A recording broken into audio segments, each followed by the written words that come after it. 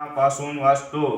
पण असे न करणारा मनुष्य दोषाचे परिणाम भोगण्यास पात्र होतो.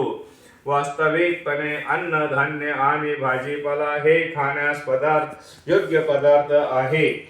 मनुष्य प्राणी विविध प्रकारचे अन्न, धान्य, भाजीपाला, फळावे इत्यादी ग्रहण करतात आणि पशु या अन्नधान्याचे तथा भाजीपाल्याचे अवशेष तसेच गवत, वनस्पती इत्यादी ग्रहण करतात. मांस खाण्याच्या आहारी गेलेल्या लोकांना सुद्धा वनस्पतीच्या वर अवलंबून राहावे लागते, कारण पशुही वनस्पतीच खातात. म्हणून आपल्याला मोठमोठ्या कारखान्याच्या उत्पादनावर नव्हे तर शेतीच्या उत्पादनावरच अवलंबून राहावे लागते.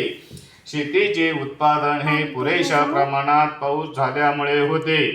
या पावसात नियंत्रण इंद्र, चंद्र तथा सूर्य इत्यादी देवतांद्वारे केले जाते आणि या सर्व देवतांचे सेवक आहेत. भगवंतांना यज्ञाद्वारे संतुष्ट करता येते, म्हणून तो यज्ञ करीत नाही. तो स्वतः टंचाईग्रस्त होईल हा प्रकृतीचा नियम आहे. यास्तव आपण निदान अन्नधान्याच्या टंचाईपासून वाचण्यासाठी तरी या युगासाठी सांगण्यात आलेल्या यज्ञ, विशेष करून संकीर्तन यज्ञ करणे अत्यावश्यक आहे.